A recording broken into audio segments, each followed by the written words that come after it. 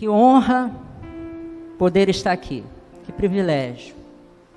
Eu creio que cada pessoa que sobe aqui nesse púlpito é uma honra, é um privilégio a gente poder estar aqui e compartilhar aí da palavra do Senhor. E também, além dessa honra que o Senhor está me concedendo, né? Também é um sonho. Na verdade é uma profecia. Porque minha mãezinha, Dona Maria José, que hoje tem 90 anos de idade. Minha mãe, depois de 11 gestações, minha mãe tem 12 gestação comigo. Dessas 12, dois morreram. Um morreu na gestação e outro com dias de vida. Na verdade, eu tenho 9 irmãos e são 10 comigo. Mas, minha mãe já com 44 anos, ela disse que o Senhor falou para ela que ela teria mais um filho e que esse filho se chamaria Paulo. E que ele seria um pregador do Evangelho. Glória a Deus. E hoje eu estou aqui para compartilhar uma mensagem simples. Já tive outras oportunidades de estar trazendo mensagem, mas foram pequenas mensagens. Uma mensagem maior, em um culto assim, é a primeira vez. Por isso que eu conto aí com a paciência e com a intercessão dos irmãos. Mas hoje eu recebi, uma mensagem do meu pastor me incentivando. Paulo, vai lá, frua. Glória a Deus. Que assim seja. E eu também recebi 2 orações especiais hoje, na hora que eu estava vindo para cá. Da minha filhinha Lana, que está ali, e do meu filhinho Samuel. Eles oraram por mim. Então, como eu disse, pode colocar aí o tema da nossa palavra? É uma mensagem simples, é uma palavra simples. O tema dessa nossa mensagem é a igreja que permanece. É a igreja que subsiste. É a igreja que não vai ficar pelo caminho. As mensagens ministradas aqui nesse púlpito têm sido, assim, na sua maioria, para a igreja. E comigo não seria diferente. Tem uma mensagem para a igreja. Nós vamos falar aqui de pontos simples, que com certeza os irmãos já vivem, já praticam, mas eu quero só reforçar esses pontos com os irmãos. Em nome de Jesus. Antes eu quero começar fazendo uma pergunta. Os irmãos saberiam me dizer qual é a igreja mais antiga do Brasil? Quem souber me dizer aí, não vale você, tá, Léo? Porque você já viu aí na internet. Alguém saberia? Não vale olhar no Google. Quem souber vai ganhar até um brinde lá da Ótica Excelência. Amém. Eu falei um pouquinho da minha mãe, mas esqueci de comentar esse detalhe. Ela contou isso para meu pai.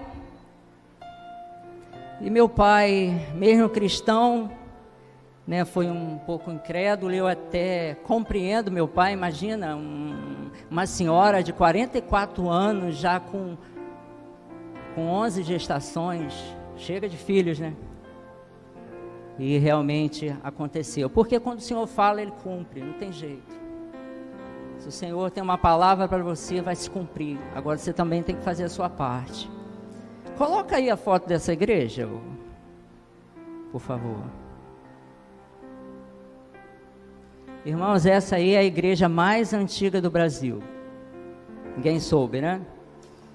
Com origem no século XVI, em 1535, a igreja de São Cosme e São Damião, em Igaraçu, Pernambuco, é considerada a mais antiga existente no Brasil. Linda, uma arquitetura antiga, mas muito bonita. Irmãos, essa aí é uma igreja física, que foi construída com cimento, com pedra, com areia, com ferros, e com os cuidados, ela se manteve de pé até o dia de hoje. Com manutenção, com reforma, essa igreja física aí se manteve de pé até o dia de hoje. Os irmãos acham que se não tivesse os cuidados com ela, ela teria se mantido de pé? Possivelmente não, ela já teria ruído, já teria caído. Mas com as reformas ela se manteve de pé. Agora, e nós, igreja? Igreja espiritual. Não mais igreja física, mas igreja espiritual, porque você é a igreja. Nós somos a igreja. Temos nos mantido de pé, ou por qualquer vento, por qualquer tempestade, nós temos ficado pelo caminho, tem desanimado, tem ficado para trás, não temos conseguido permanecer. Será que nós precisamos de reformas, de manutenção, de cuidados, para que nessa jornada de vida cristã, de ser igreja que permanece, que subsiste, que não cai, que não fica pelo caminho, até pode cair, mas não fica pelo caminho. Será que a gente precisa de manutenção? É claro que sim. Irmãos, o que me inspirou, o que me levou a trazer essa palavra, foi uma ministração pregada aqui nesse púlpito, pelo pastor Guilherme. Quem lembra aqui do pastor Guilherme, pastor da Igreja Nova Vida do Porto da Pedra? Ele esteve aqui e ministrou para a gente no aniversário da igreja, aniversário passado, no mês de outubro. E ele ministrou, e uma das passagens que ele tocou aqui, que ele ministrou, foi João 15:16. Pode colocar para a gente, irmão? João 15:16. Que diz lá, ó: não foram vocês que me escolheram, pelo contrário, eu os escolhi e os designei, para que vão e deem fruto, e o fruto de vocês permaneça, a fim de que tudo que pedirem ao Pai em meu nome, Ele lhes conceda. E o pastor Guilherme, ele ministrou aqui que o mais importante na nossa jornada de caminhada cristã é não só dar fruto, mas permanecer dando frutos. Esse é o desafio. Permanecer na nossa jornada cristã dando fruto. Os frutos de Gálatas 5:22, amor, paz, paciência, perseverança, fé, longanimidade. Porque no início da nossa jornada cristã, irmãos, a gente tinha aquele vigor, a gente tinha aquela sede, aquela fome, e nós estamos aqui buscando de novo essa sede, essa fome, essa vontade, esse primeiro amor. Nós estamos buscando aqui. Então ele falou que o desafio para as nossas vidas é permanecer dando fruto, e não na jornada a gente perder isso. E foi em cima dessa palavra do pastor Guilherme que eu quero desenvolver com os irmãos atitudes, como eu disse, simples, que você com certeza já sabe. Eu só quero reforçar isso com você, para a gente continuar sendo essa igreja firme, que permanece, que não fica pelo caminho, que não desiste. Eu quero falar um pouquinho do meu testemunho, porque eu sou a igreja que permanece. Eu me considero isso porque eu nasci no Evangelho, eu fui criado no Evangelho, na casa do Senhor, e eu nunca me desviei do Evangelho. Claro que eu tive minhas lutas, meus problemas, minhas dificuldades, meus pecados, meus erros, como qualquer um dos irmãos, mas abandonar o barco, ficar pelo caminho, isso nunca aconteceu com a minha vida. Alguns têm um testemunho muito forte, glória a Deus pelo testemunho dos irmãos, que alguns, tiveram uma vida totalmente errada, se converteram, matavam e não matam mais, roubavam e não matam e não roubam mais, glória a Deus, porque os irmãos têm esse testemunho. Mas para mim, o meu testemunho é lindo, porque eu permaneci, nunca me desviei do Evangelho. Que você também permaneça. Você não é a igreja que vai desistir, em nome de Jesus. Eu quero até falar um pouquinho da gente, né, esposa? Nem falei isso com ela. Quero falar um pouquinho do nosso casamento, porque no início do nosso casamento, nós tivemos muita dificuldade, né, esposa? poderíamos não ter permanecido. Tivemos tantas lutas, tanto desacerto, tanto desencontro, mas resolvemos permanecer, né, esposa? Procuramos ajuda, procuramos aconselhamento.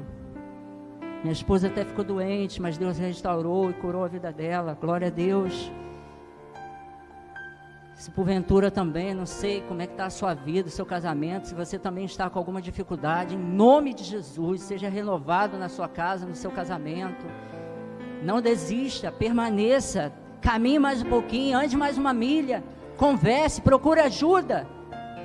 Com certeza o Senhor vai estar restaurando. Você que está aí nos ouvindo também pela internet, se porventura também está com dificuldade no seu casamento, caminhe mais um pouco. Procure ajuda, não caminhe sozinho, não vá sozinho, procure ajuda, porque Deus nos criou, Deus uniu o homem à mulher, não é isso que diz a Bíblia? Até que a morte os separe, aleluia, aleluia. Eu quero profetizar isso sobre a vida de você nessa noite, que você é a igreja que permanece, você não vai desistir, em nome de Jesus. Você pode profetizar isso sobre a vida do seu irmão? Profetiza aí, irmão, você não vai ficar pelo caminho, você não vai desistir, aleluia.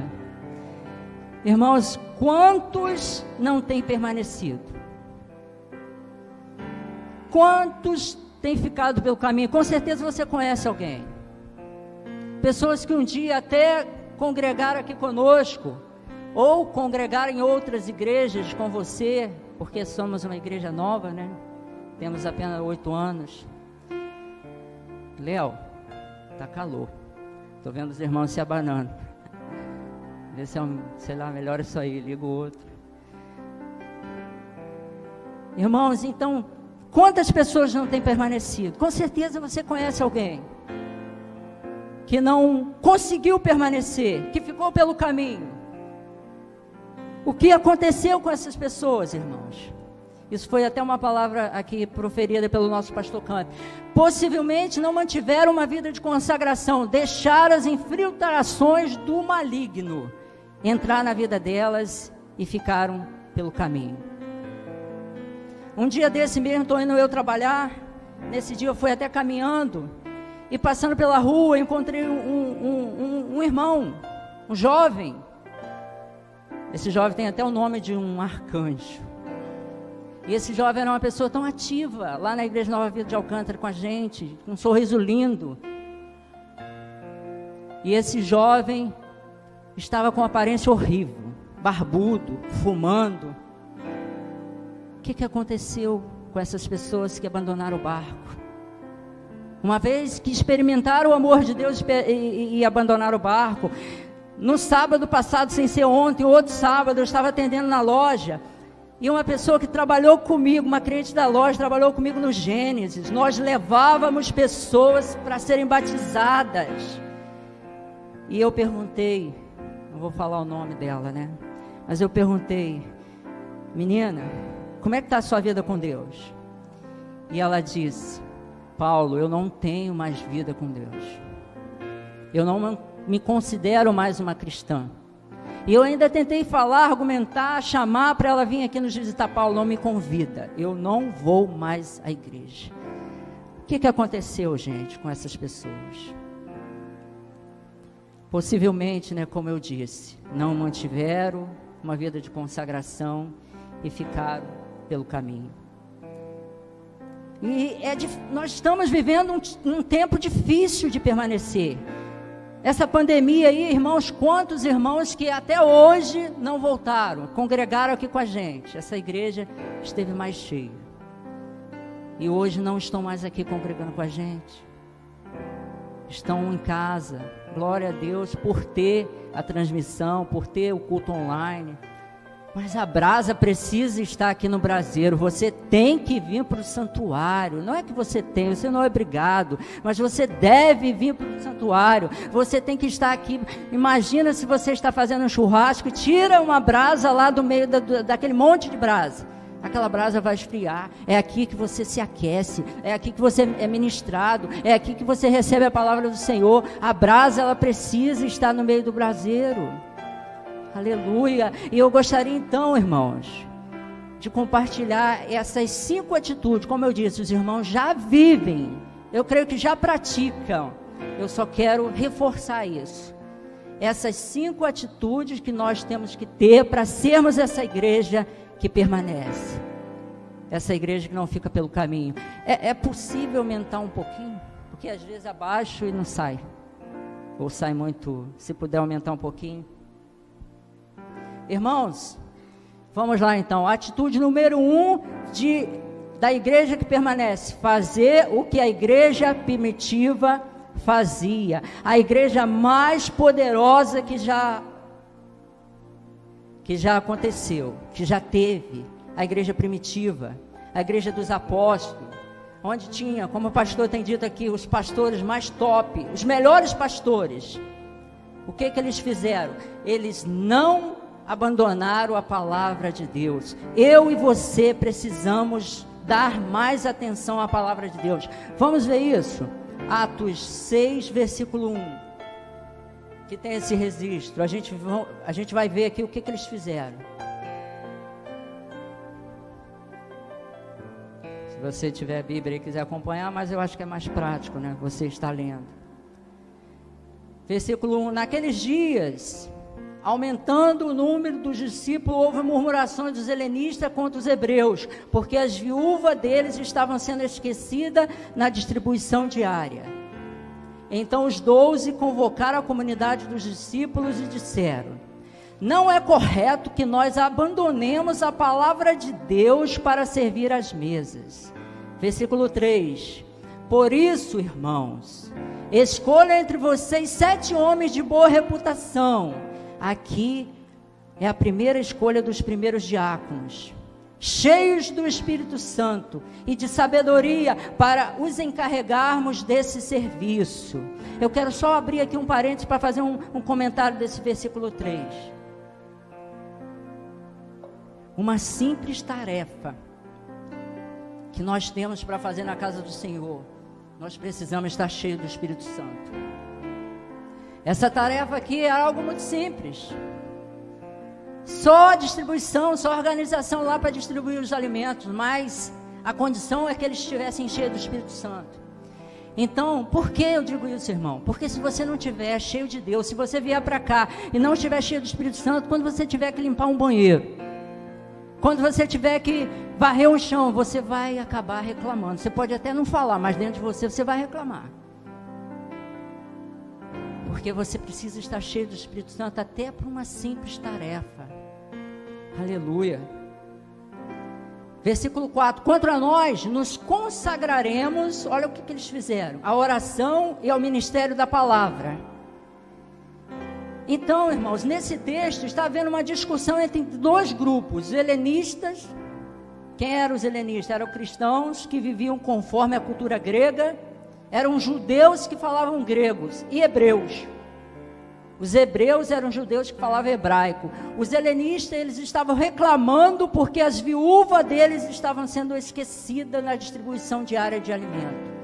Então, os apóstolos convocaram uma reunião e decidiram que outros é que teriam que fazer isso. Porque eles iam fazer o quê? Eles se iam dedicar à palavra, à leitura e à meditação das Escrituras. Aí eu chamo a nossa atenção. Temos nos dedicado como deveríamos à leitura e ao estudo da palavra de Deus, ao nosso devocional, à leitura da Bíblia? Graças a Deus nós temos aqui uma igreja que tem criado meios de você fazer isso. O nosso pastor tem incentivado você, temos a leitura diária que foi colocada aqui para a gente ler semanalmente. O nosso pastor tem nos desafiado a fazer o culto doméstico. E você tem feito, nós temos feito, eu tenho feito. Irmãos, lá em casa nós fazemos o nosso culto doméstico. Eu, por ter sido criado no Evangelho, a minha mãezinha com 90 anos de idade, hoje ela tem 90, e até hoje ela faz o seu culto doméstico. Então eu fui criado, isso está dentro de mim. Eu tenho facilidade, mas mesmo eu tendo facilidade, às vezes eu chamo Eu chamo eles, eu chamo meus filhos, né, Lana? Às vezes eu te chamo. Ah, pai, daqui a pouco. Não é tão simples. Mas essa atitude tem que partir de mim, de nós, de você, sacerdote da sua casa, de se esforçar para fazer o culto doméstico, de levar a sua família a amar a palavra de Deus. Ensina a criança no caminho que ela deve andar, para que quando ela se envelhecer, ela não vai te desviar dele. Talvez por isso que eu não me desviei do evangelho. Porque eu fui ensinado desde criancinha. Eu fui ensinado desde pequenininho. Irmãos, vai ser muito difícil nós termos uma igreja que permanece se nós não dermos atenção devida. Você, o seu individual, a sua leitura da Bíblia, a sua meditação, você precisa praticar isso na sua vida. É a palavra de Deus que nos liberta, é a palavra de Deus que nos anima. Será muito difícil permanecer se a gente não tiver alicerçado. Os ventos vão vir, as tempestades vão vir. Se a gente não tiver fincado, uma hora vai cair, uma hora vai ruir. Nós temos pedido aqui na igreja avivamento. Eu creio que avivamento é nós amarmos a palavra de Deus, termos fome e sede da palavra de Deus. Que isso aconteça aqui conosco, como nunca, que nós temos essa fome, essa sede da palavra de Deus. Ah, irmãos, esse dia eu estava comentando com a irmã Ana, nossa recepcionista aqui pela manhã, que estava tenso para essa palavra. Ela falou: Paulo, se lembra do tempo que você falou com a gente, que ia lá para embaixo, para debaixo daquela mangueira, e passava horas lá falando com o Senhor, orando? É isso que nós precisamos, às vezes, sair um pouco da agitação e nos esconder em algum lugar para ter o seu tempo com Deus, para limpar a sua mente. Aleluia. Então essa é a primeira atitude que nós temos que ter para ser essa igreja que permanece. Não abandonar a palavra de Deus. Segunda atitude, irmãos, muito importante também. Para sermos uma igreja que permanece, nós precisamos ser uma comunidade que se importa uns com os outros, que ajudam uns aos outros. Como igreja aqui de Nova Vida, de Nova Cidade, nós temos observado isso? Será que tem irmãos no nosso meio que às vezes está precisando de ajuda e nós ficamos indiferentes? Porque não é só esse grupo, aqui está uma pequena parte da igreja. Nós temos muitos outros irmãos. Então, como comunidade, como igreja que quer permanecer, a gente não pode esquecer um dos outros. Aqui nesse texto que a gente acabou de ler, parte daquela comunidade estava sendo esquecida, as viúvas. Como nós vamos esquecer um dos outros? Todos precisam ser assistidos. E realmente, pense aí com você. Você realmente tem se importado com o seu irmão? Você tem conseguido viver isso, comunidade? Será que tem irmãos no nosso meio, como eu disse, passando por dificuldade? Você já parou para que existe a igreja? A igreja existe só para a gente vir aqui assistir um culto, cantar um louvor? Sim, também.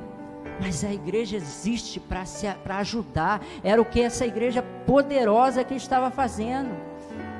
Nós não vamos aceitar, irmãos, no nosso meio, termos irmãos passando às vezes por dificuldade e nós não fazermos nada. Nós precisamos. É a igreja que vai permanecer, que subsistir, é aquela igreja que vive em unidade, que vive tudo em comum. Essa ajuda, às vezes, com o irmão que está passando por dificuldade, ela pode ser espiritual, sim, claro, com conselhos, com orientações, com orações, mas se for necessário, também com ajuda prática. E nós já fazemos isso aqui nessa igreja. Nós já fazemos. Imagina que tem um irmão que está desempregado e não está com condição de pagar, sei lá, sua conta de luz. E imagina esse calor, ficar sem luz, né? Nós vamos deixar a Enel lá cortar a luz do irmão?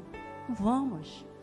Talvez um ajudar fica difícil, mas se todos se unirem, se formos comunidade, se tivermos tudo em comum, nós vamos conseguir. Nós vamos conseguir. Se o irmão não está trabalhando, está realmente passando dificuldade, nós vamos conseguir. Nós vamos ajudar, vamos ser essa comunidade. É assim que a igreja vai subsistir. E a gente vai ver que quando a igreja primitiva, a igreja dos apóstolos faziam isso, o Senhor ia acrescentando mais e mais membros a eles. Não é isso que está escrito lá, ó. Volta um pouquinho, coloca lá. Atos 2:45. Olha como é que essa igreja vivia. Eu falei para minha esposa que se o som incomodasse, eu pedi para ela parar, mas não incomodou não. 2:45. Vendiam as suas propriedades e bens, distribuindo o produto entre todos à medida que alguém tinha necessidade. Diariamente perseveravam unânimes no templo, partia pão de casa em casa e tomava as suas refeições com alegria e singeleza de coração, louvando a Deus e contando com a simpatia de todo o povo. Enquanto isso, o Senhor lhes acrescentava dia a dia o que iam sendo salvos. Enquanto eles viviam em comunidade, Deus ia acrescentando mais membros. Eu quero profetizar isso sobre as nossas vidas. Enquanto nós vivermos nesse propósito, Deus vai acrescentar mais e mais membros aqui à igreja de Nova Vida, de Nova Cidade. Então, irmãos, essa é a atitude número 2 de uma igreja que permanece, aquela que se ajuda, aquela que vive em comunidade, aquela que se importa com o irmão. Amém? Atitude número 3 de uma igreja que permanece é aquela que ora. E aqui eu quero abrir um parênteses para dizer: glória a Deus pela igreja de Nova Vida, de Nova Cidade. Quantas orações nós já somos a igreja que ora, quantas orações nós já temos feito. Orações com os homens de coragem, orações com as Déboras, orações feitas nos Aneves. Nós já somos uma igreja que ora. Você pode dar um glória a Deus por isso? Você já é a igreja que ora, por isso você vai subsistir, por isso você não vai ficar pelo caminho, você já é a igreja que ora. Mas vamos parar? Vamos parar, Diácono Antônio? Não vamos parar. Vamos parar, Fred, de orar? Não vamos parar, vamos permanecer, vamos continuar orando. Olha o que diz, coloca, irmão. 1 Tessalonicenses 5, versículo 17. Diz aí para parar de orar? Não. Diz ali: nunca deixem de orar. Irmãos, eu fui buscar, eu pesquisei até uma definição sobre essa palavra nunca, e achei o seguinte, gostei dessa definição. Em nenhuma circunstância. Em nenhuma circunstância. Por que eu gostei dessa definição? Porque é natural quando as coisas não estão tão bem, é natural quando a gente está mal, e isso acontece muitas das vezes. O que é natural fazer?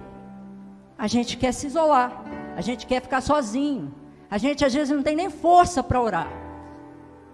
Mas é exatamente nesses momentos que nós precisamos orar.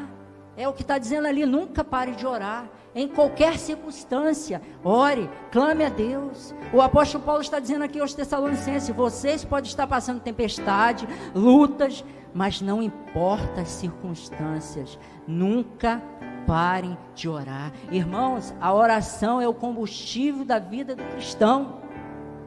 Como é que você e eu vamos subsistir se nós afrouxarmos, vamos dizer assim, na oração? Você precisa orar, nós precisamos orar, precisamos clamar a Deus. Já diziam, muita oração, o quê? Muito poder, muita unção. Pouca oração, o quê, irmão Júlio? Pouca oração, pouca unção. Não tem esse ditado aí? Irmãos, as vitórias em nossas vidas serão alcançadas pela insistência na oração. Não é isso que diz Mateus 7,7? Precisa colocar, não, essa referência eu não coloquei aí. Mateus 7,7 diz: peça e receberão, Procure e encontrarão, bate e a porta vai ser aberta, pois todo que pede recebe, todos que procuram encontram, e todos que batem a porta se abre. Então as vitórias nas nossas vidas, na minha vida e na sua vida, só vai ser, você vai fazer uma oração e a resposta não vai vir, você vai desistir, desanimar? Talvez até a sua natureza, né, Léo? Talvez até a nossa natureza queira isso, mas nós vamos insistir. Eu fui buscar um personagem, na verdade até um personagem extra Bíblia, que teve experiências de oração, e eu achei esse personagem, eu gostei. John Wesley, quem conhece aqui John Wesley? John Wesley foi um ex-padre, é isso mesmo? Não? Se converteu ao cristianismo? Não? No início da sua carreira, foi padre sim. Wesley descobriu, quem é Wesley? Um cristão britânico, líder do movimento metodista e um dos maiores avivacionistas da Grã-Bretanha e Inglaterra. Wesley descobriu que a igreja de sua época tinha esquecido: a oração libera o poder de Deus. Ele chamou a oração de os grandes meios de aproximar-se de Deus. E seguiu acreditando que a oração persistente pode ser o primeiro passo necessário para mover o poder de Deus. Para John Wesley, a ausência de oração era a causa mais comum de aridez. Que verdade isso. Se ficarmos sem ter o tempo de oração diante de Deus, com certeza a nossa fé enfraquece. Não é isso, Jacob Flávio? Com certeza, se nós não tivermos esse tempo de oração diante do Senhor, nós vamos ficar áridos. Quantas vezes já aconteceu comigo e eu não estar bem e me isolar um pouco, entrar no quarto e depois parece que sumiu, aquela aridez foi embora. John Wesley, quantas horas por dia esse personagem, John Wesley, orava? Ele tinha a convicção de que precisava se dedicar pelo menos 2 horas por dia da oração pessoal, e fez da oração a marca registrada do seu movimento. Olha a frase aqui de John Wesley: dai-me 100 homens que nada temam, senão o pecado, e que nada desejam, senão a Deus, e eu abalarei o mundo. Que tremendo! Dai-me 100 homens que nada temam, senão o pecado, e que nada desejam, senão a Deus, e eu abalarei o mundo. Uma outra frase de John Wesley diz: eu me coloco em chamas, e o povo vem para queimar. Aleluia! Eu quero profetizar que os ministros que subirão aqui nesse púlpito, nesse altar, se colocarão em chama, e a igreja do Senhor Jesus Cristo virá para aqui para queimar. Aleluia! Glória a Deus! Irmãos, venha para o culto, venha para a igreja, ardendo no seu coração. Venha para o culto, não pensando lá fora. Tenta se desligar lá de fora. Tenta se desligar às vezes de um celular, tenta se desligar das coisas lá de fora. Venha para o culto para adorar, para ofertar o seu melhor culto a Deus, o seu culto racional, como diz a palavra de Deus. Aleluia! Nós precisamos queimar. Glória a Deus. Eu fui pesquisar também, irmãos, um outro personagem, esse já foi da Bíblia, que também teve uma experiência de oração. E eu achei o irmão Jabes. Quem aqui conhece o irmão Jabes? Luiz. Eu gostei muito da história desse irmão Jabes, porque na Bíblia só relata desse irmão Jabes em 2 versículos, apenas 2 versículos, fala do irmão Jabes. Eu quero ler essa história rapidinho com os irmãos, ainda tenho tempo. 1 Crônicas 9, 10. Amém. Havia um homem chamado Jabes, mais respeitado que qualquer um de seus irmãos. Sua mãe lhe deu o nome de Jabes, porque disse: eu o dei à luz com muita dor. Ele foi o homem mais respeitado da sua família, não devia. Vocês vão ver por que não devia. Jabes orou ao Deus de Israel. Olha a oração de Jabes. Como seria bom se me abençoasse. Jabes pediu a bênção de Deus. Você pode pedir a bênção de Deus na sua oração. Senhor, me abençoa. E expandisse o meu território. Expandir território é ser mais próspero. Expandir territórios, alargar a sua tenda. Ele pediu mais propriedades a Deus. Ele queria ser mais próximo, com certeza para ser uma bênção nas mãos de Deus. Ser comigo em tudo que eu fizer. Ele queria a presença de Deus, a mão de Deus, a proteção de Deus sobre a vida dele, guardando-me de todo o mal e aflição. Jabes sabia que nesse mundo nós teremos males, aflições, e nós podemos sim pedir isso ao Senhor. Senhor, me livra do mal, me livra das aflições. Nós podemos pedir isso sim ao Senhor, e Deus atendeu o seu pedido. Glória a Deus. Irmãos, quem era Jabes? A Bíblia não fala muito desse personagem, não fala muito dele, apenas nesses 2 versículos, como eu disse. Nós sabemos, se a gente for ler um pouquinho antes aqui, que Jabes era da tribo de Judá. Quem é músico aí sabe, né? Qual o significado da tribo de Judá? E aí, músico? Qual o significado dessa tribo, Érica? Louvor, adoração. Jabes pertencia a uma tribo que tinha o nome de louvor, de exaltação, de adoração, mas o seu nome não condizia com o nome da sua tribo. Por quê? Como nós lemos aqui, o seu nome significava o que causa sofrimento. Por que, irmão, Jabes tinha esse nome? Porque no seu nascimento ele causou muitas dores para sua mãe. Eu fui até pesquisar um pouquinho sobre esse negócio de dor no parto, de parto normal. Quem aqui já teve um parto normal? Alguma mulher teve parto normal? E aí, como é que foi? Na minha pesquisa lá eu vi que algumas sentem mais dores, outras menos.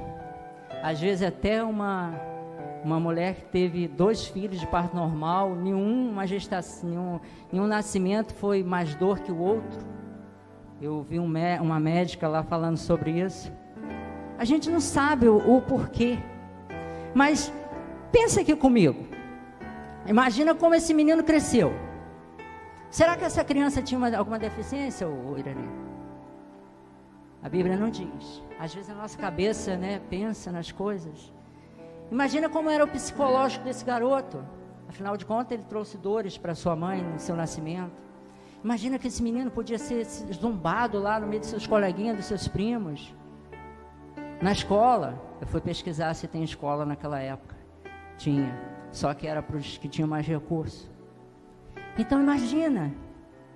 Outra coisa, a Érica até comentou comigo, que naquela época o nome era um decreto na vida da pessoa. Esse menino tinha um nome que era um decreto de derrota, porque o nome dele era o que causa sofrimento. Agora esse menino cresceu e agora é um homem já. Imagina o fardo que esse homem está carregando. Irmãos, o que Jabes fez? Jabes deixou os traumas da vida dele nortear o seu caminho, o seu futuro? Não. O que ele fez? O que ele fez, Samara? Ele se posicionou diante de Deus de que maneira? Em oração.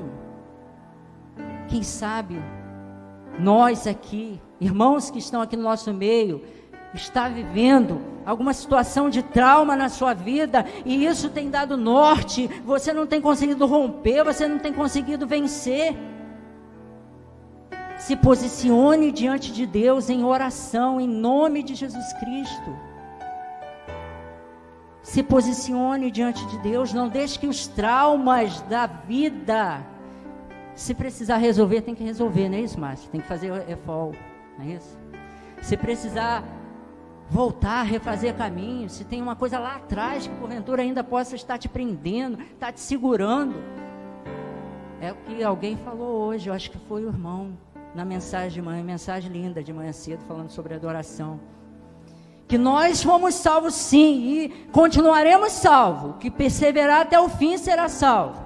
Mas nessa nossa jornada cristã, a gente pode ter uma vida cristã melhor, mais limpa, viver mais de Deus nas nossas vidas, ou sim, vai ser salvo, mas continuar a ter uma vida arrastada, presa. Então, se tiver que fazer alguma coisa, faça a sua atitude.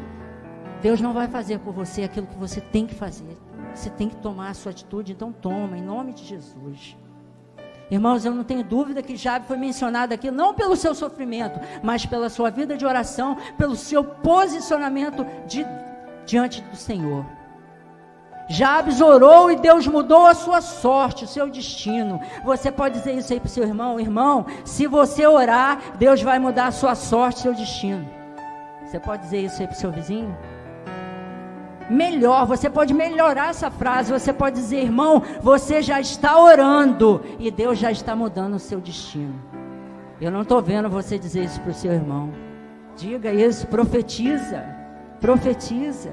A pessoa mais interessada, irmãos, em mudar a sua vida é o próprio Deus. Mas isso não é automático, né, Tatiana? Né, Fabiano? A sua parte, a minha parte, nós precisamos fazer. Deus não vai mudar a nossa vida no automático. Nós precisamos fazer a nossa parte. Amém? Então não deixemos de orar. Vamos aumentar o nosso tempo de oração. Se você ainda não participa das orações que essa igreja te proporciona a participar, comece a orar. Comece a orar nos homens de coragem, nas Débora, nos Aneve. Comece. Possivelmente, né, Diácono Léo? Nós vamos ter outros horários. Se não dá para você orar na madrugada, nós vamos ter outros horários de oração. O que importa é a igreja toda estar orando. Quem sabe vai vir aquele pentecoste, como a igreja toda estava orando lá no início, né? Amém? Glória a Deus. Então vamos continuar orando. Quarta, irmão, só faltam mais duas.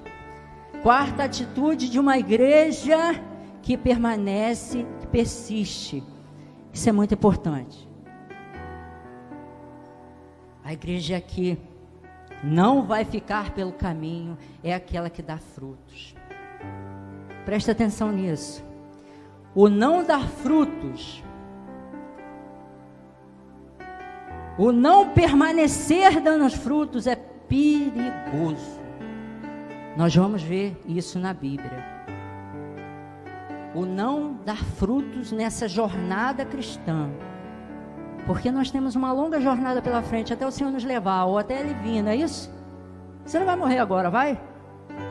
Ninguém aqui quer morrer agora, não. Então você tem uma longa jornada. E Deus nos mandou, nessa jornada, nós darmos frutos. Coloca aí, Mateus 21, versículo 18.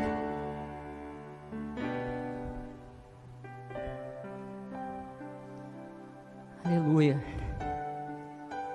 De manhã, enquanto voltava para Jerusalém, Jesus teve fome. Jesus teve o quê? Fome.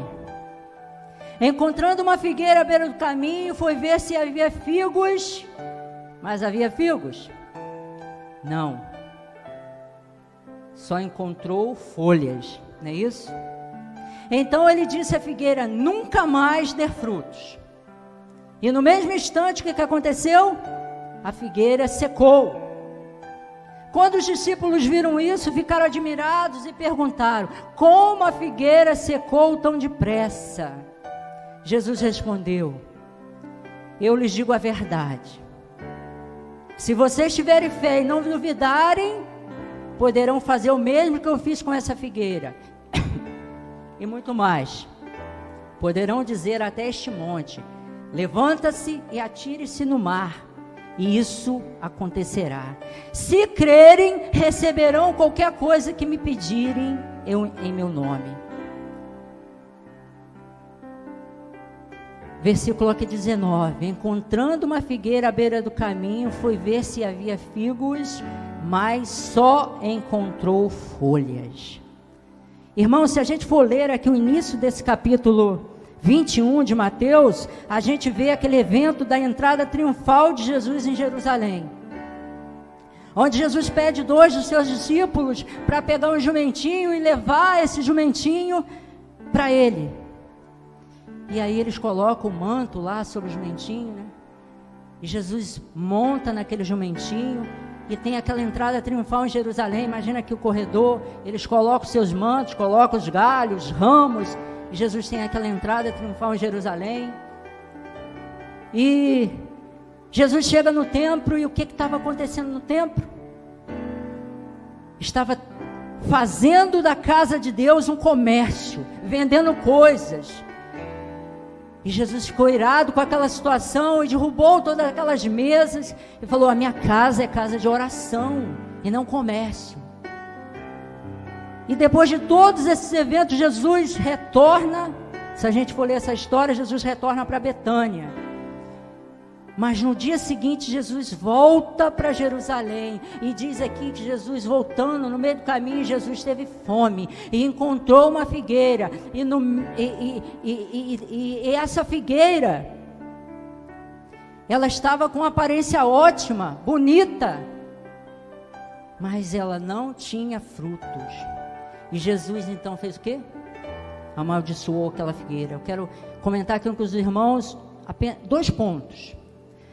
Até aqui nesse evento, a gente lê para trás, eu fiz questão de voltar lendo, Jesus vem curando, libertando, salvando, multiplicando pães e peixe, curando, ressuscitando mortos. Mas Jesus não tinha amaldiçoado nada, até esse ponto. Segundo ponto, é por que Jesus amaldiçoou aquela figueira. É normal, irmãos, em determinada época do ano, uma árvore não dá fruto, não é isso? Um pé de uva, nem sempre ela está com uva. Um pé de laranja, nem sempre está com laranja. Um pé de banana, apesar que banana dá um ano inteiro, né? Então, por que Jesus amaldiçoou aquela figueira? Irmãos, naquela região, eu fui pesquisar isso. Naquela região, uma figueira, ela só estaria bonita com folhas, como ela estava se ela tivesse frutos. Primeiro, ela nascia os figuinhos, os frutos iam crescendo, para depois ela dar as folhas. Só que Jesus foi naquela figueira e ela parecia ter frutos, mas ela não tinha, ela só tinha folha. Aí o Jesus passou um recado para os seus discípulos, está passando um recado para nós hoje, igreja. Ele está dizendo: igreja amada, discípulos amados, vocês não podem viver só de aparência. Vocês precisam dar frutos. Daí que eu falei no início do perigo de nós não darmos fruto, porque é certo que uma hora nós vamos secar. Você foi chamado para dar fruto, e como eu falei no início, o desafio, no início da nossa conversão, nós demos muito fruto, tínhamos aquele vigor, eu particularmente, quantas transmissão do filme Jesus, lá na Igreja Nova Vida, nós projetamos, compartilhamos leis espirituais, que era um evangelismo que a gente fazia, mas o tempo foi passando, parece que o evangelho foi ficando normal. Eu não sei se isso aconteceu com a sua vida, cadê o vigor? Então é perigoso nós não darmos fruto. Nessa jornada cristã, para você subsistir, você precisa dar fruto. Coloca aí João 15, irmão. João 15, versículo 1. Diz lá, eu sou a videira verdadeira e meu pai é o lavrador. Todo ramo que estando em mim não dá frutos, ele corta. E todo ramo que dá fruto, ele poda, para que produza mais fruto ainda. O que diz no versículo 1? Eu sou a videira verdadeira e meu pai é o lavrador. Todo ramo que estando em mim não dá frutos, o que acontece? Ele corta. Mas se dá frutos, o que ele vai fazer? Aleluia. Ele vai podar para que dê mais fruto. Eu quero profetizar que você é uma igreja que dá frutos. Você é uma igreja que dá fruto, em nome de Jesus Cristo. Tenha essa motivação no seu coração de ser essa igreja que dá frutos, de o tempo inteiro estar pensando, não, o que hoje eu posso fazer para o meu Deus? Como eu posso emprestar hoje os meus lábios, a minha boca para o Senhor? O que o Senhor hoje quer me usar, de que maneira? Aleluia. Não deixemos de dar frutos. Quinta atitude e última para a gente fechar. Isso aqui é muito importante. A atitude número 5 de uma igreja que permanece, que persiste, que não fica pelo caminho, que está sendo preparada até o Cordeiro, o noivo voltar, aleluia, nos levar para junto dele. É a igreja que perdoa. A sua vida espiritual depende de você perdoar. A minha vida espiritual depende de nós perdoarmos. Porque se eu não perdoar, se nós não perdoarmos, sabe o que vai acontecer? Não vamos ser perdoados. Não é isso que diz a Bíblia? Pode colocar, irmão. Mateus 6,14. Olha o que diz. Isso é muito forte. Seu Pai Celestial, olha a condição, os perdoará se perdoarem aqueles que pecam contra você. Mas olha a condição. Se vocês se recusarem a perdoar uns aos outros, seu Pai não perdoará os seus pecados. Que forte, né? Eu não sei se a palavra de Deus te choca, mas às vezes me choca. Então, irmãos, pelo amor de Deus, nós, para sermos essa comunidade que persevera, que caminha, que não vai ficar pelo caminho, que persiste, nós precisamos ser essa igreja que perdoa. Não pode haver falta de perdão no nosso meio, isso é muito sério. O perdão de Deus nas nossas vidas está condicionado se nós perdoarmos o nosso irmão. Nem a nossa oferta será aceita se tivermos alguma situação com o nosso irmão e não formos resolver. É o Paulo que está dizendo isso? Não, é a Bíblia. Eu acho que é o último versículo. Pode colocar, Mateus 5. Portanto, se você estiver apresentando uma oferta no altar do templo, e se lembrar de alguém que tem algo contra você, o que você tem que fazer? Deixe a sua oferta ali no altar. Vá. Aleluia. Reconcilie com a pessoa, então volte e apresente a sua oferta. Até a sua oferta, se você trouxer aqui no púlpito, no altar, o Senhor manda você deixar ir lá, refazer o caminho, para Ele aceitar a sua oferta. Então isso é muito forte. Não podemos. Então, irmãos, por favor, vou usar até essa palavra do diácono Elivelto. O irmão Elivelto, ele fala sempre assim, por favorzinho. Alguém já viu ele falando assim? Ele fala assim, vamos ser uma comunidade que se perdoa. A falta de perdão trava as nossas vidas. A falta de perdão nos prende. Você precisa perdoar. A falta de perdão nos adoece. O mais prejudicado com essa questão de perdão, às vezes não é a pessoa lá, apesar que você prende também a pessoa. Às vezes é você mesmo. Se você quer ter a sua vida resolvida, resolva as questões de perdão. Não fique com isso. Deus está dizendo na Bíblia, Deus não vai conseguir te perdoar se você não perdoar. Aleluia. Irmãos, eu poderia até falar mais um pouquinho, mas o nosso tempo está findou. Inclusive o pastor Campo, domingo pela manhã, ele falou de uma outra atitude que também me chamou a atenção. Como nós vamos ter esses bancos cheios aí, ser essa igreja que subsiste, que permanece e que aumenta membros mais e mais, como a igreja do início, Enquanto eles iam vivendo comunidade, Deus ia aumentando mais membros. Se a gente não vive essa questão também de convite, de evangelismo, de trazer pessoas para a igreja, está aí a cantata. Daqui a pouco vai acontecer. O pastor tem desafiado a gente a trazer pessoas para o santuário, para a igreja. Essa seria então até mais uma atitude que nós temos que ter para ser essa igreja que permanece. Venha os irmãos, os músicos. Os músicos podem vir, por favor.